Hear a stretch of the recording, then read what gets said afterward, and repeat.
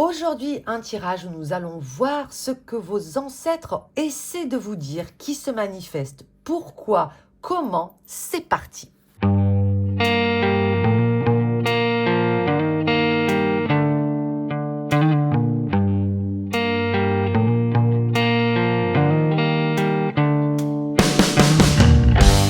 Chers amis, bonjour, j'espère que vous allez bien en ce monde obscur et décadent et malgré tout merveilleux. Pourquoi?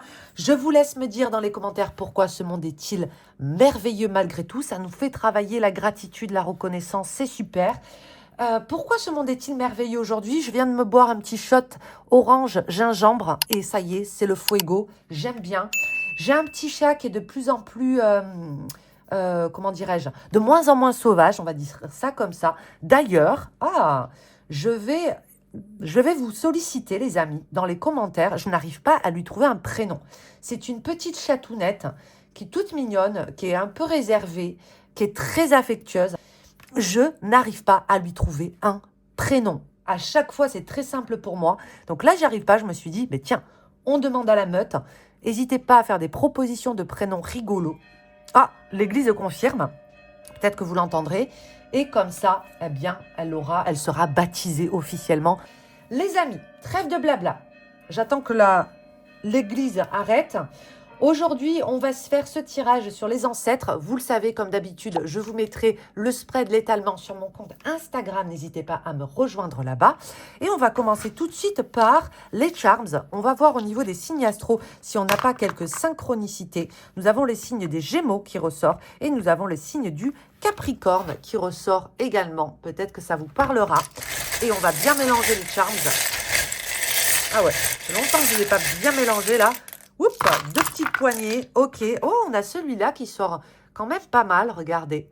Ça me fait penser, moi, toujours, c'est la petite fille, c'est l'enfant. Donc, peut-être que ça va être aujourd'hui, ben voilà, un grand-parent. C'est vraiment la relation à la petite enfance ici. Hop, on a l'anglais. Donc, c'est peut-être quelqu'un qui voulait apprendre l'anglais ou qui avait des origines anglaises. Ouais, on a beaucoup d'infos, hein. On a l'éléphant ici, dans la symbolique. Ah, la cassette, peut-être qu'il y a une chanson, une musique en particulier que vous aviez l'habitude d'écouter. Maman, j'ai raté l'avion, là, avec Macaulay Culkin. Peut-être que c'est un souvenir que vous partagez aussi avec cet ancêtre. Regardez, ils sont bien avec nous, hein. On a ce petit crâne mignon. Qu'est-ce qu'on a ici? C'est un petit dinosaure tout mignon. On a beaucoup de souvenirs d'enfance, j'ai l'impression, hein. On a une carte du tarot aussi qui nous sort. C'est la carte de l'impératrice. Ok, donc ça... On a le petit poisson dans son bocal, ici, qui peut signifier quand on s'ennuie, quand on tourne en rond. Donc ça peut être un état d'esprit que vous avez. Il y a le petit stylo de l'apprenti, de l'élève, ici. Peut-être un endroit où vous alliez en vacances. Vous voyez, ici, c'est la symbolique des vacances. Et ici, c'est un endroit qu'on a beaucoup aimé, dans lequel on partait en vacances. Écoutez, je vous laisse faire votre tambouille. Vous pouvez faire pause sur la vidéo. Voilà, peut-être que ça va venir par synchronicité, ça va venir confirmer certains souvenirs ou certaines choses que vous ressentez quand vous pensez à cet ancêtre, à ce défunt en particulier. Et on va tout de suite attaquer le tirage. Évidemment que j'ai sorti l'oracle Alanka, hein, que j'ai conçu pour le travail et la communication spirit, la communication avec les ancêtres. Aujourd'hui, c'est vraiment les ancêtres. Alors, qu'est-ce qu'on entend par ancêtre? Les ancêtres, ce n'est pas forcément votre lignée de sang, d'accord? Surtout si vous venez d'une famille où vous avez très peu d'informations. Ça peut vous étonner, mais j'ai beaucoup de consultants qui savent même pas, j'ai jamais connu mon père, je sais pas qui est ma grand-mère, j'ai été adoptée, vous voyez, bon, donc c'est pas grave en fait, c'est que l'héritage, que ce soit au niveau de l'ADN, hein, vous savez, on descend tous de quelqu'un, et on descend tous d'une lignée. Donc, il y a ce qu'on appelle les mémoires, il y a ce qu'on appelle le bagage, il y a ce qu'on appelle voilà, toutes ces choses que nos ancêtres ont travaillé, ont vécu avant nous, qui se répercutent. La répercussion, les gars, c'est quoi le verbe? Oh là là, Iéna parle français, non? Qui se répercute? Ouais, je crois que c'est ça, hein. Dans nos vies, et parfois même de façon totalement inconsciente, on ne le saura jamais. Pourquoi on a une facilité à jouer au tennis? Eh bien, peut-être parce que, vous voyez, enfin, moi j'y crois à ces choses-là, à ce concept de mémoire, de savoir-faire, de don, de facilité qu'on peut se transmettre. Évidemment, on peut aussi faire référence aux ancêtres de sol, c'est-à-dire le milieu dans lequel vous avez grandi, vous avez évolué. Peut-être que vous avez été entouré aussi d'une équipe un peu spirituelle qui vous a porté, et les ancêtres de cœur. Hein, si votre mamie d'adoption, elle a toujours été là pour vous, on s'en fout qu'il n'y ait pas de lien de sang. Donc vous voyez, c'est vraiment l'ancêtre au sens large du terme. Et d'ailleurs, j'aurai peut-être l'occasion de vous faire une vidéo sur ça. C'est intéressant de faire le distinguo aussi entre l'égrégore, l'énergie ancestrale, de l'énergie des morts, de l'énergie des défunts. Il y a quelque chose de différent dans la vibe. Quand on parle d'ancêtres, on est... je sais pas, ça me fait toujours penser au continent africain, hein, la mère de l'humanité. Il y a quelque chose de très sage, de très ancré.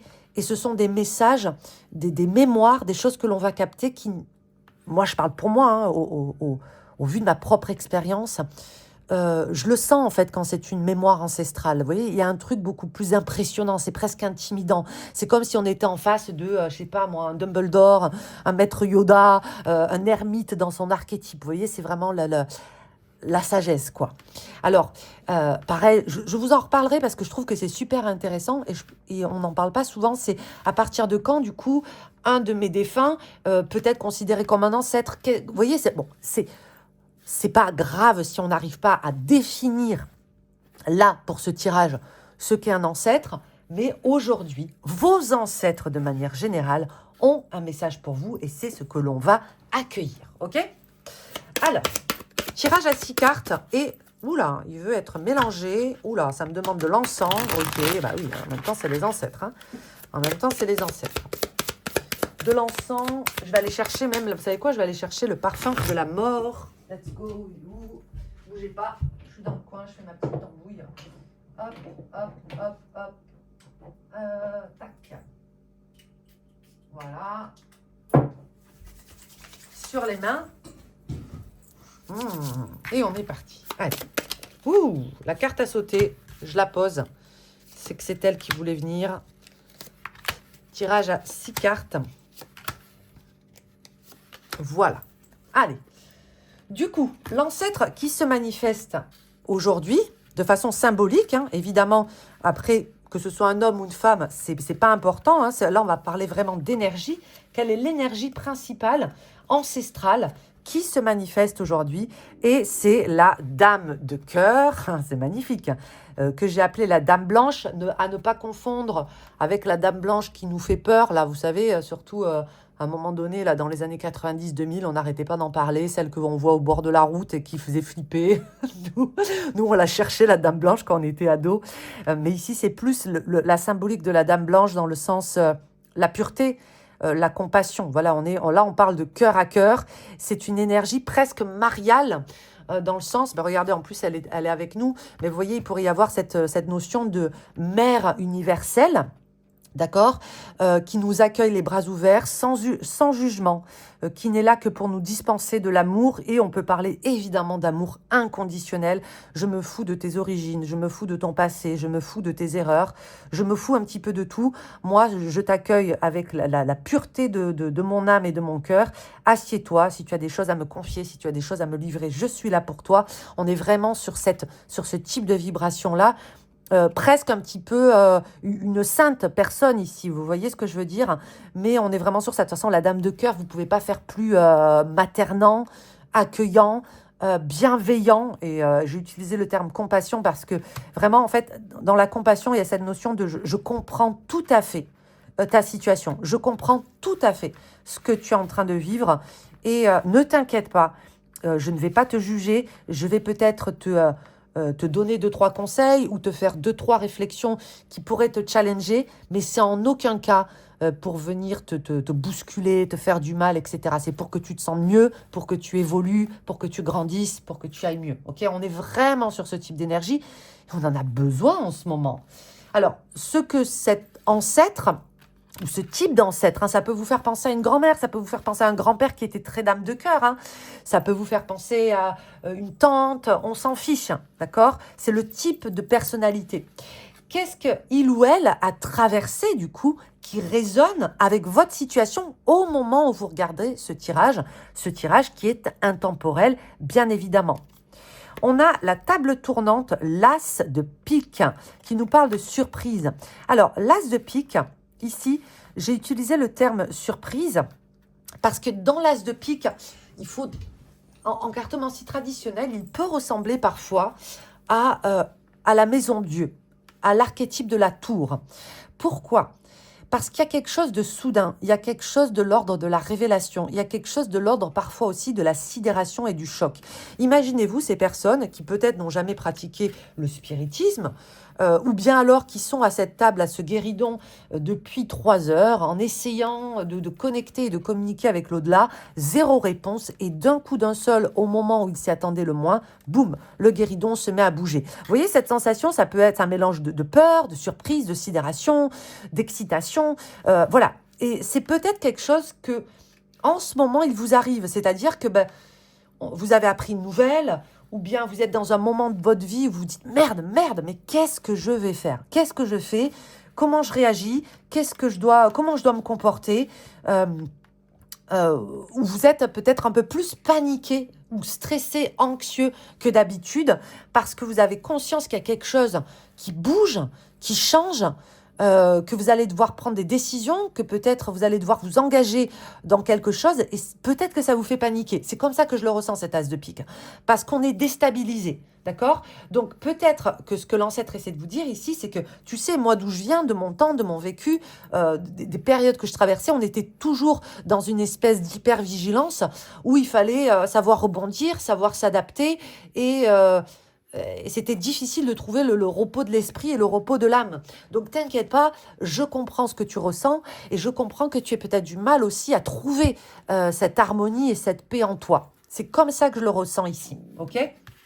Ensuite, l'erreur, alors quand on dit erreur, ça peut être le faux pas, l'erreur, c'est pour vous faire gagner du temps, hein. Les ancêtres, en principe, ils aiment bien nous faire gagner du temps et nous faire nous poser des bonnes questions.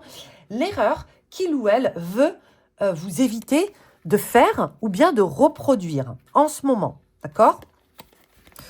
Renaissance, la réincarnation, le 4 de trèfle. Ok, ce qu'il faut comprendre, le 4 de trèfle est une carte de momentum. C'est une carte qui peut ressembler parfois un petit peu au chariot. Il peut y avoir dans le 4 de trèfle, vous voyez, parce que j'ai choisi le processus de réincarnation parce qu'on est en perpétuel mouvement, d'accord? Donc, vous voyez, en plus, le process de réincarnation, de transmigration de l'âme, est un process de grand dépouillement. Forcément, on quitte une existence, on quitte un état pour s'incarner dans une nouvelle vie, dans un nouveau chapitre de notre vie, dans un nouvel état.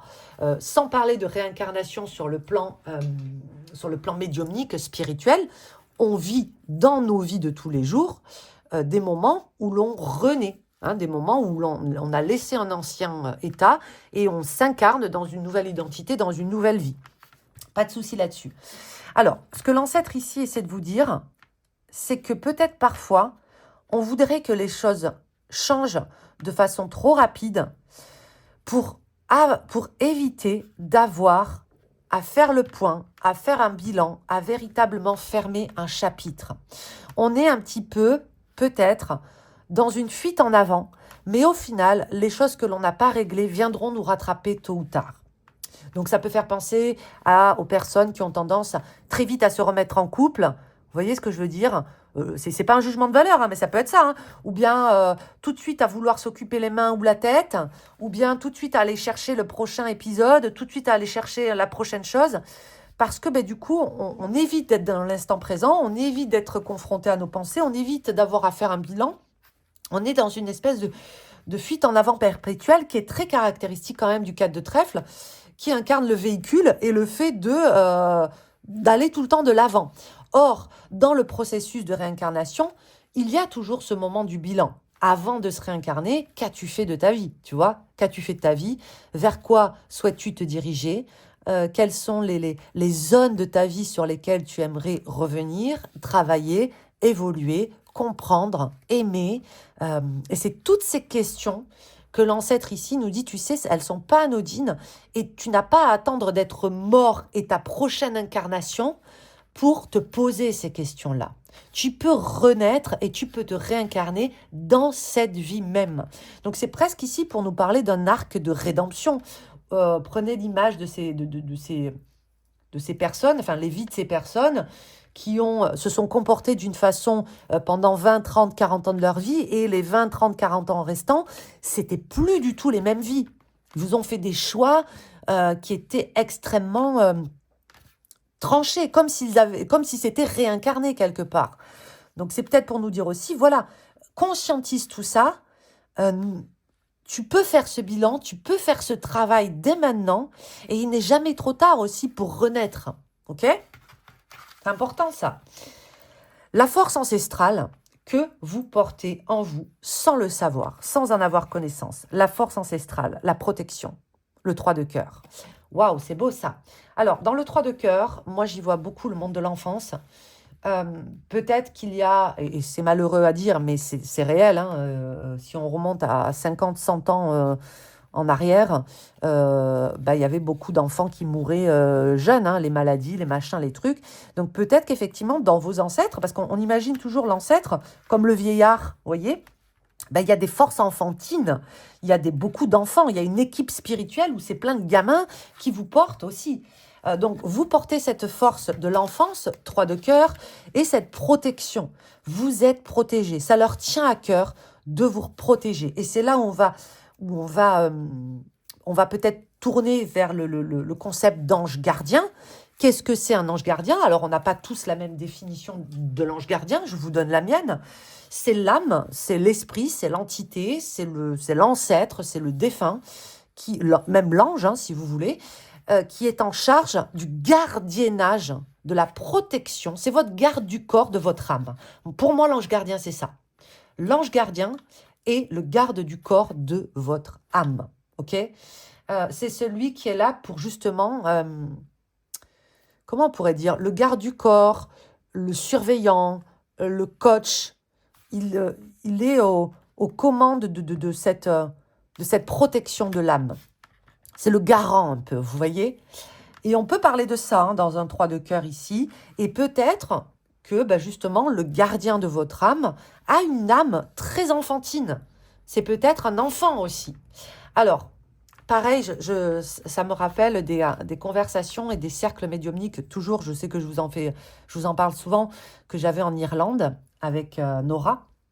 Et à chaque fois qu'un enfant se manifestait dans nos cercles, alors, les enfants, quand ils se manifestent, de façon spirite, de façon médiumnique, il y a quelque chose de l'ordre de... On peut rien mettre au-dessus, en fait. Vous voyez ce que je veux dire? C'est la chose la plus pure au monde, en fait. Et ça me fait mal au cœur quand dans la pop culture, dans les films, c'est ceux qui nous fait le plus peur. Vous voyez, les enfants qui vous regardent et qui vous sourient, là. Je sais pas, souvent les gens, je les entends dire, putain, mais moi, le gamin, l'archétype du gamin, enfin, le délire du gamin possédé, le gamin machin, le gamin qui apparaît en fantôme, c'est ce qui me fait le plus flipper. Alors qu'en fait, il n'y a rien de plus pur que l'enfant qui s'approche de façon spirite, de façon médiumnique, de façon, voilà, dans l'au-delà. Souvent, l'enfant est accompagné lui-même d'un tuteur, d'un gardien qui ou elle a rejoint. Bien évidemment que l'enfant continue d'évoluer sur le plan de l'au-delà, mais quand vous avez un enfant qui s'occupe de vous, qui est à vos côtés, vous avez une force. Et moi, j'arrive à le percevoir, pas tout le temps, mais je vois quand quelqu'un est accompagné de l'âme d'un enfant dans la matière. Ça se sent tout de suite. C'est souvent, vous savez, ce qu'on appelle les personnalités solaires. Les personnalités, les foufous qui s'excusent pas d'être foufous. C'est très verso vibe. Vous voyez, le verso vibe, il y a beaucoup cette notion d'enfant. Je parle pas forcément ici de l'enfant intérieur, hein, mais c'est quelque chose qu'on perçoit et qu'on ressent, qui est très très puissant. Si à vos côtés, vous avez un ancêtre enfant, l'énergie, l'âme d'un enfant, vous êtes béni des dieux, j'ai envie de vous dire. Ok ? Donc c'est peut-être ça aussi qui ressort aujourd'hui, parce qu'on n'en parle quasiment jamais. Pareil, ça pourrait faire l'objet de podcasts entiers, parce que là, je ne peux pas tout vous détailler, mais j'ai plein d'exemples magnifiques, évidemment, à vous donner. Ce que l'ancêtre souhaiterait que vous sachiez maintenant, aujourd'hui. La cohésion, la collaboration, le 2 de trèfle. Mais si c'est pas magnifique ça, bouh, j'ai la chair de poule. Regardez, c'est toi t'es là, moi je suis là, mais qu'est-ce qui nous empêche de nous tenir la main, de faire du patin à glace? Oui, peut-être on peut se casser la gueule, mais de collaborer, c'est vraiment le propos même du 2 de trèfle, qui est une carte de cohésion, de collaboration, d'équipe. Tu vois? Donc, qu'est-ce qu'il veut que vous sachiez aujourd'hui, cet ancêtre? Mais qu'est-ce que tu attends pour me confier des choses, en fait? Pour me demander, pour me prier, pour me solliciter, peu importe. On est une équipe. Je suis ton gardien, je te protège, je t'aide, je te comprends. Je ne suis jamais dans le jugement vis-à-vis de toi. Je comprends ce que tu as vécu. Je suis là aussi peut-être pour te faire progresser si tu as envie de progresser sur un plan personnel, spirituel, whatever. Mais allez, viens, on bosse ensemble. C'est un peu ça, c'est une proposition directe. Hein. La protection, pardon, qu'il ou elle vous envoie. Donc, on l'a déjà vu, hein, c'est même ce pourquoi il ou elle est là aujourd'hui, ou ils sont là. Hein. Qu'est-ce qu'il vous envoie en termes de protection? Le 9 de trèfle, le cabinet de curiosité, c'est très, très verso, encore une fois. On a eu les Gémeaux, je ne sais plus ce qu'on a eu, c'était quoi? Le Capricorne, okay, le Capricorne qui est très protecteur. Et ici, on a pas mal l'énergie des Verseaux hein, qui ressort dans ce tirage également. Alors, la protection principale ici, elle va être en lien, je crois que je comprends. Je crois que je comprends. Regardez pourquoi. Qu'est-ce qu'on observe sur cette carte? Je vais vous laisser faire votre propre intuition. Qu'est-ce qu'on observe sur cette carte? C'est une des cartes les plus chargées. Alice, elle nous a dessiné ici le cabinet de curiosité. Mais regardez tout ce qu'il y a. Il y a des étagères pleines de bibelots, d'affaires, de machins, de trucs. On ne sait pas d'où ça vient, on ne connaît pas la provenance, on ne connaît pas l'origine, on ne connaît pas les anciens propriétaires de tous ces objets. Vous imaginez dans cette étagère-là, sur cette table, la quantité de mémoire qui se mélange, d'énergie, de machins, de trucs. Donc la protection ici, elle est anti-parasitage. C'est une protection qui va être de l'ordre de peut-être que l'endroit, l'environnement dans lequel tu évolues, il est très influencé, il est très, comment je pourrais dire ça? Il y a beaucoup de brassage. Voilà, c'est ça. Il y a énormément de brassage au niveau des énergies. Peut-être que ça peut être lié à votre habitation. Dans ce cas-là, les gars, bougez pas, je vous réfère à ma Bible des énergies de la maison de mon amie Athénaïs, parce qu'elle vous en parle. Hein, elle vous en parle. Peut-être que c'est une habitation, un lieu de vie dans lequel il y a énormément soit de parasitage, soit d'influence, etc. Vous êtes protégé par rapport à ça. Mais attention, ça ne veut pas dire que non plus, il n'y a rien à faire.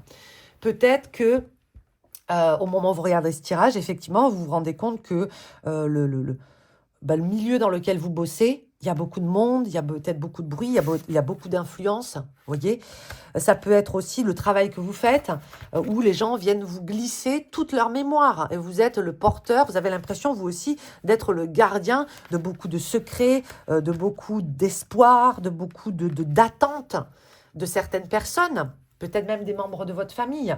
Donc c'est une espèce quand même, ça ne veut pas dire que c'est pas beau. Vous voyez, ce panel, il est magnifique. Mais ça peut être assez pesant à la longue. Donc, c'est comme si on vous disait, écoute, je suis un espèce de bouclier pour toi, face à toutes ces influences, face à toutes ces énergies, face à tout ce brassage. Il n'empêche que peut-être que ça sous-entend ici, c'est pense quand même à bien te purifier, à bien aérer et à bien te décharger parfois. Ok? Important ça. Hein. On va tirer 2 messages pour le message de fin. Le message de fin, qu'est-ce qu'on a? Il est plus facile de se valoriser par le mal que l'on nous fait que par le bien que l'on fait. Ne choisis pas la facilité. C'est joli ça. C'est joli.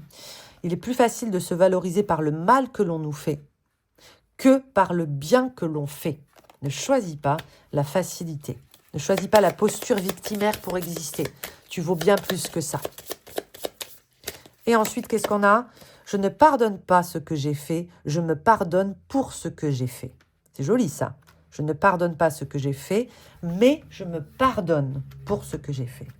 Voilà les amis, le message de vos ancêtres. J'espère que ça vous a plu. Je vous dis à très vite pour une prochaine vidéo. N'hésitez pas à liker, partager, vous abonner, c'est super important. Et puis d'ici là, prenez soin de vous. Salut!